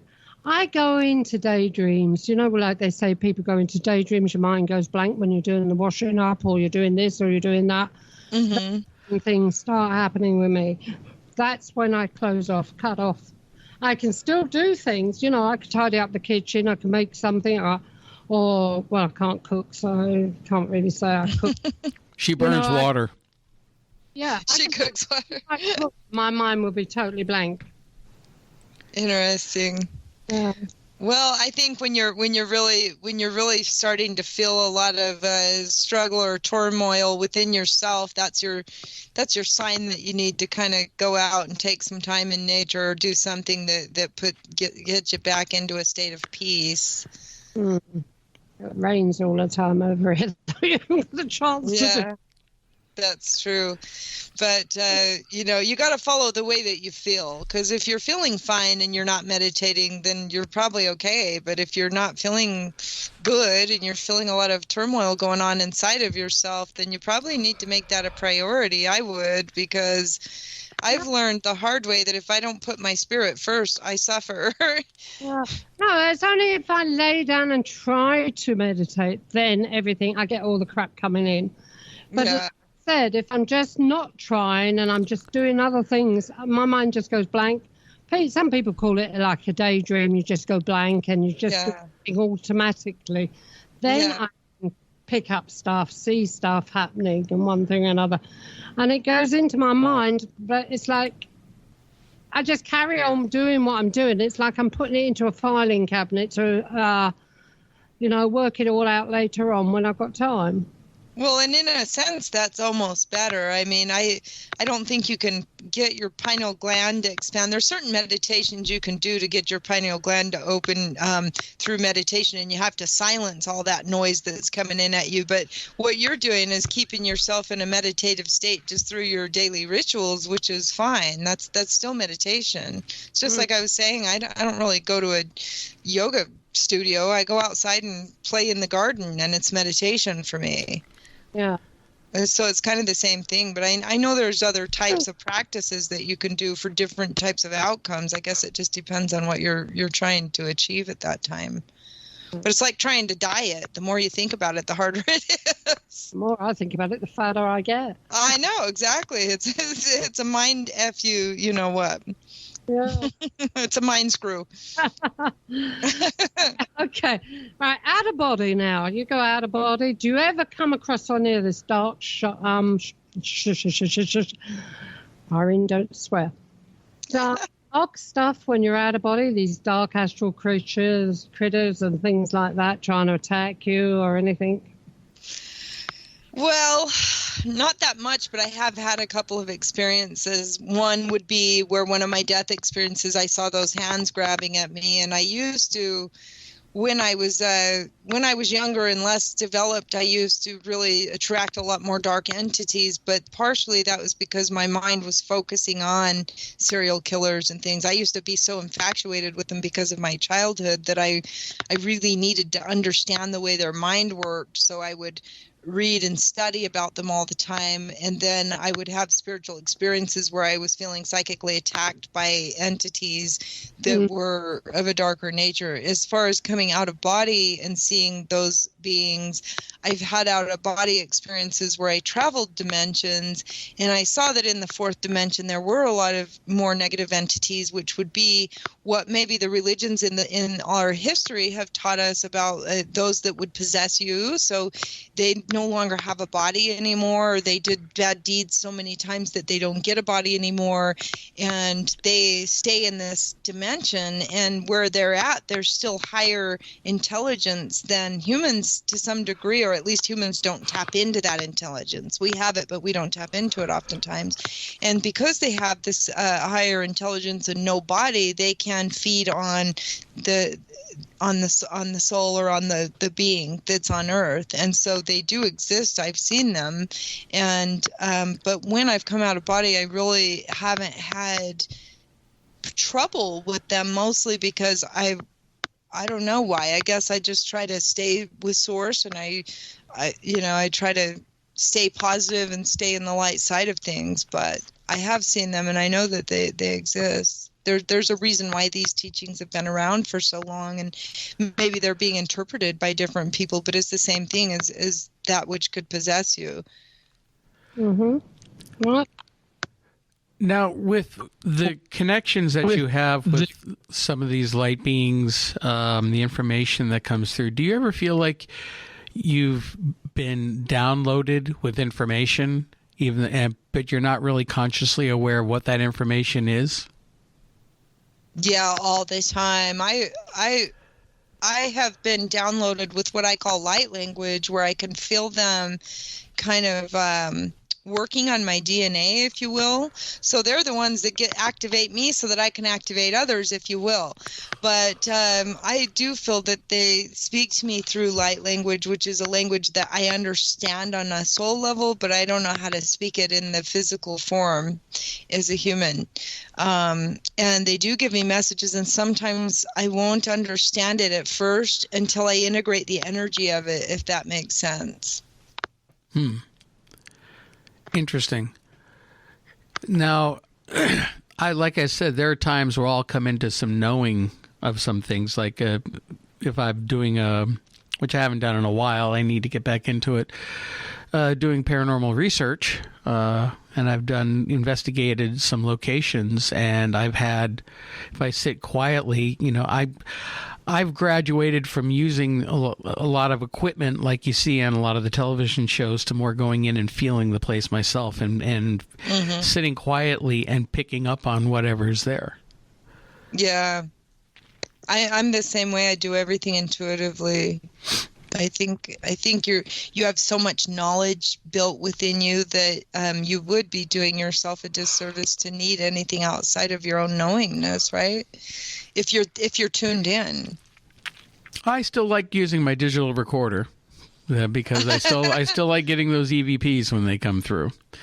Right, I get it. But otherwise it's tapping into what is there. And if you're able to help it cross over, that's great. Or sometimes you find you're dealing with something that's not human.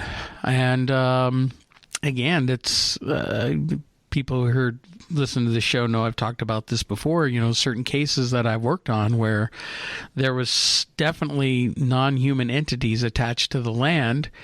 And not necessarily evil, but definitely not good, and causing some turmoil with the families in those locations. Interesting. I can believe it, but that's really interesting. Where I live here in northern New Jersey, there are several hot spots within about 10, 20 miles of me, one just a couple of miles away. And I've lived in a couple of these areas that is there's just a hot bed of energy, and things just keep happening in those areas. And it sounds like Snake Ranch. Have you ever heard of that? Is it Snakeskin Ranch or something like that? Skinwalker Ranch. Skinwalker Ranch. Okay, yeah. I know the guy that owns it now, and I've never been there yet, but it sounds similar. Is that kind of what you're talking about? It's similar and yet not. It depends. I mean, with the Skinwalker Ranch, and then there's the other one, the Stardust Ranch down in Arizona, which we recently talked to John Edmonds, who owns that ranch, and the experiences he's had. Those areas are hotbeds of what I call high strangeness, which is a combination of everything you can think of, from aliens, UFOs, Bigfoot or cryptid-like creatures, portals opening, ghost-like phenomena happening, all happening in a concentrated area, where some of the places here that I'm experiencing is more along the lines of there's something living there. There's some types of energy in the area. It's not like they're experiencing all this other types of activity. It starts off seeming like it's ghost activity, but it really isn't. I would refer to it like in the UK, you have the Celtic fairy lore. Similar to that. Icelandic, they have the Elvish lore. Cherokee Nation has the little people. I mean, it's different types of multi-dimensional types of beings that come in and out of our world and can affect us. And some can do things mischievous. Some can be a little nasty, and can cause some havoc. Yeah. Yep. Makes sense. So when you work with people, I mean, how long have you been working directly with the public and doing your healing? Well, I've been doing it for about 10 years. This last year, I really fully embraced setting up a YouTube channel and really just making it a full-time thing. But I've been doing it for about 10 years. privately. Now I'm kind of going public. Have you thought about writing a book about your experiences? I am in the process right now of writing a couple of them, yes. Okay. It's a journey in and of itself, so I'm kind of wobbling on it, but I'm working through it. Well, with nightmare writing a book, I tell you. What's that? It can be a nightmare writing a book. Yeah, there's a lot of little blocks along the way, and I'm kind of fumbling my way through it. I've always known that I was meant to write books. Ever since I was a small child, I used to win awards for writing and stuff, and I've just, for some reason, it's one of those things I avoided about myself, but the spirit won't let me anymore. Well, I've been blocked on the book I'm writing now. I've been blocked how long, Mark? Over a year? More than that, almost like 2 or 3 years. Yeah, I can relate to that. Scott McCoon, I am so sorry. The book will be out. I will get there eventually. But yeah, it's got to be a good couple of years. You know, it just happened one day. I was so lovely on it. Absolutely lovely. And then suddenly, bang, blocked. And I think sometimes maybe that's meant to be. I think, you know, when it's meant to happen, it's going to unfold perfectly. But I've noticed that if I would have written the books that I intended to write when I was 15, which is when I started my first book, it would have never sold. I would have never reached the masses because I hadn't evolved yet in my own soul enough, and I would have repelled certain people in my audience. So I've been refined over the years to where the stories that I have to say, I can express them in such a way that won't harm anybody in the process, if you will. I was too immature, you know. I would have said things and people would have been turned off and they would have missed my message. Yeah, maybe that's right. I haven't got a message to say, but, you know, I've just got a block on, that's it. I'll get there. I will do it. Well, we have to hear about the further exploits of Eileen Evans. Yeah. Right? The psychic spy. Yeah. Is she going to keep them on, or is she going to get them off? Yep. Yeah, Irene wrote a novel a few years ago This is the new book. Is The Spy in Paris. Right. It's a sequel to The Psychic Spy. Yeah. Interesting. Okay, that's interesting. The Psychic Spy was her first novel that she published that about the remote viewing programs. Remote viewing programs. Tell me about that. Well, it's a novel. It's a novel, you know. Okay. Yeah, but it's like, you know, how the Americans had the what did they call it over here, Irene? You know, with who are those? Stargate and all that. Yeah, the Stargate project over here. The U.S. was using psychics to do psychic spying, and a lot of other countries were doing it around the world too. The Russians were really good at it. They took psychics more seriously than the U.S. did in working with them. Yeah, they worked with the psychics in many ways besides remote viewing. Interesting. Yeah, I've kind of looked into a little bit of that and heard some stories briefly, but that's kind of interesting. I'm surprised that the U.S. wasn't...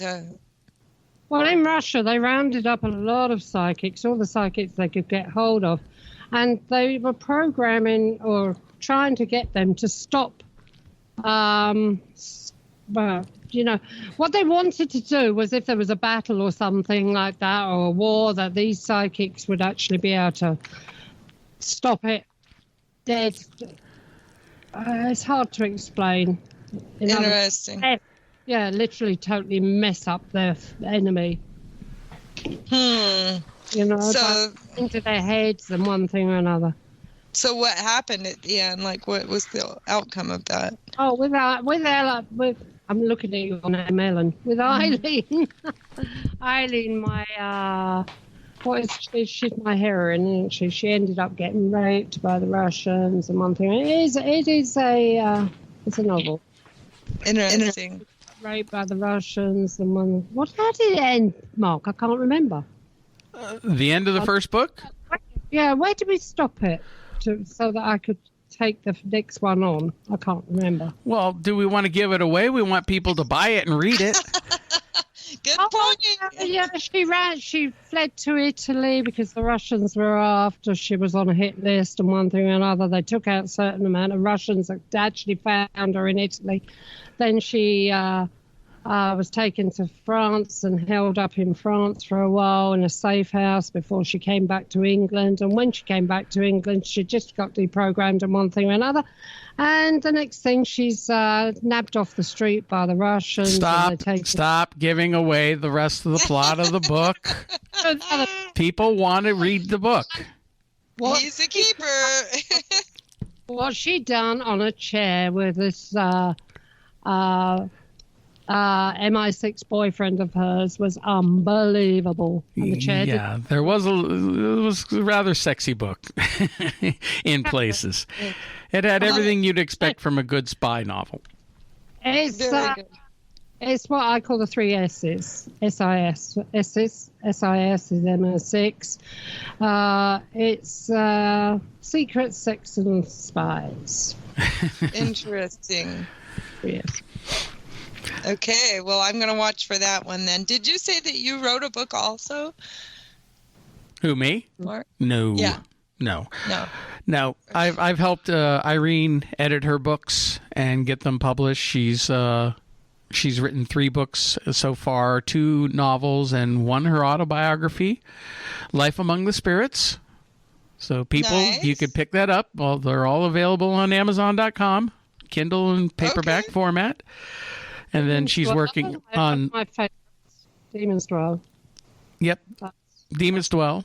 Demon's Dwell. That was a lot of fun because I really got into the helping her on that one a little bit more with about taking place in the Amalfi Coast of all places because she loves Amalfi. Dealing with old cults, demonic possession, and solving a big mystery. Mm-hmm. And that's all I'm going to say about it because I'm not going to give away the plot like you do. That's a whodunit. But Okay. I've got 10 books in the go.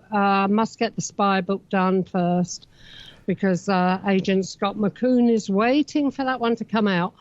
But there's one I started to write and I really do want to get back into it.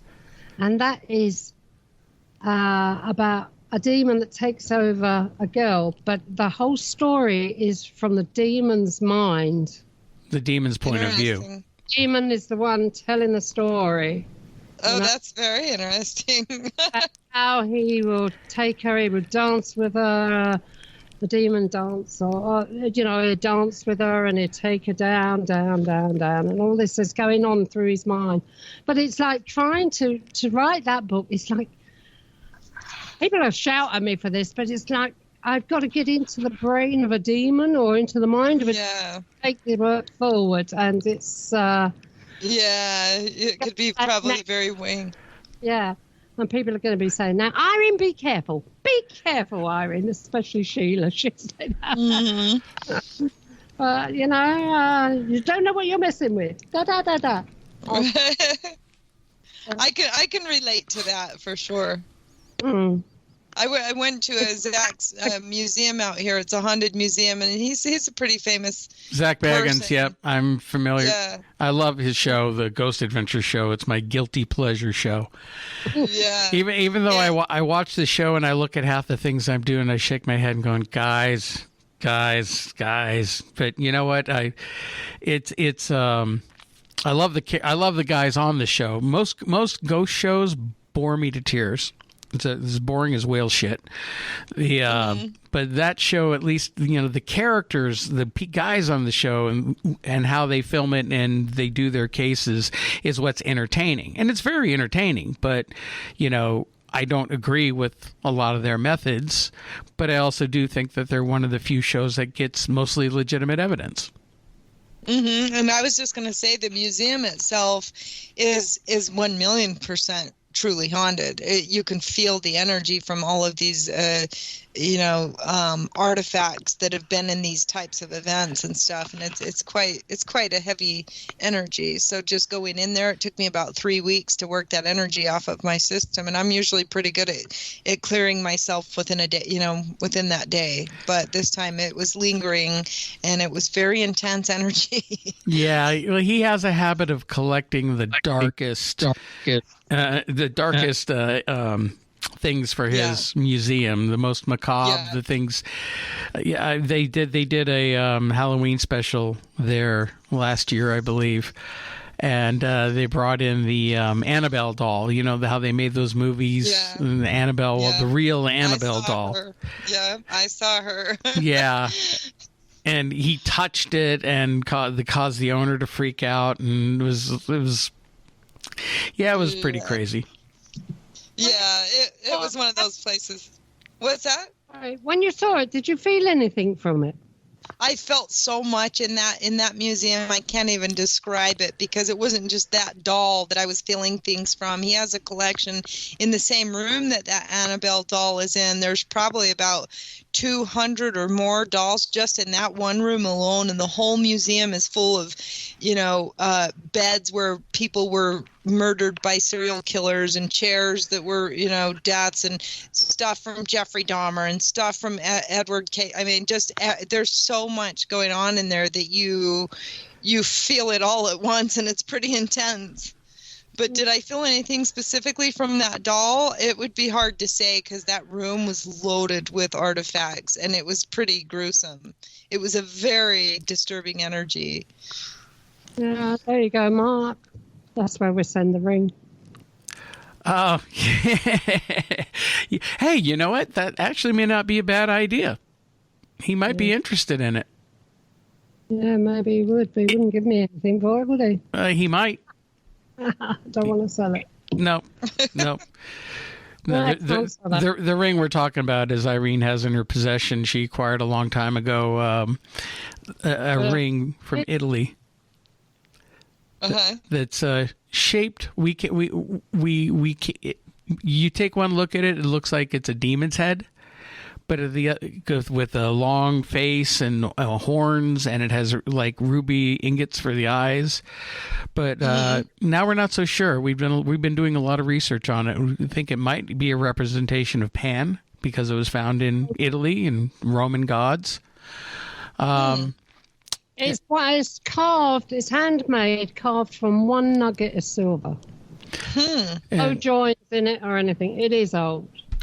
She had the British Museum take a look at the pictures, and they think it could be up to 400 or 500 years old. Wow. Interesting. I asked them if they thought it might be Pan. I said, because I've been told it's a demon. Do you think it could be Pan? I'm hoping it'd be Pan. And they said, no, we don't think it'd be Pan. We think it is what you were told. A demon. But he's naughty. He's kept in the safe, and that's it. Occasionally I'll open the safe and it kind of jumps out. It sounds silly, doesn't it? But no, there's it jumps out. There's definitely something attached to the ring. It doesn't fall. Right. It jumps across the room, so it goes over. So it's it's like somebody's in there and thrown it out. Interesting. I'm not surprised by that. I know that energy is eternal, and so there's psychic imprints, right, on anything and everything that exists, really. And what those psychic imprints are probably very variable based on where it came from and all that. But people that have seen it, they've told me that it's belonged to somebody very, very powerful at some time that's cast something into it. Practitioner that's cast something into it, and one thing or another. I call it Fred. Fred. But it does. I tell you what, the little bugger, excuse the language, does call to you. You could be sitting there thinking nothing about the ring, not even thought about it for months, and all of a sudden you have this strong urge to go and get it. And if you don't go and get it, it keeps on and on as if it's nagging you. You've got to go and get it. Interesting. And it does tighten up. You know, it's too big for my fingers. But when I put it on, and you can actually feel it tightening around your finger. So it can fall off, and you can shake your hands about, and it will not come off. Sounds like the One Ring. Strange. Well, actually, you know what? We have come to the end of the show. Surprisingly, so that went pretty quick. So it did. Before we go, Ellen, can you tell people where they can find you, how they get in touch with you? Yes, absolutely. I'm on Facebook, and it's Ellen Redd, REDD. I have a couple different pages there. I'm also on Instagram and YouTube. You can just type in my name, Ellen REDD, and you'll find me any one of those places. Fantastic. Well, Ellen, we want to thank you so much for coming on the show tonight. It's been fun talking with you, and we've learned a lot. Yes, you as well. Thank you so much for having me. It was fun. So I want to thank everybody else for tuning in to another edition of the Paranormal UK radio show here in the Paranormal UK radio network. And what were you saying, Irene? I'm just saying the Mickey. Oh, don't worry about it. Well, and where can people hear us? Everywhere, just everywhere, people. All right. Well, everyone, you have a great evening, and we will talk to you next week. Take care now. Bye. Bye.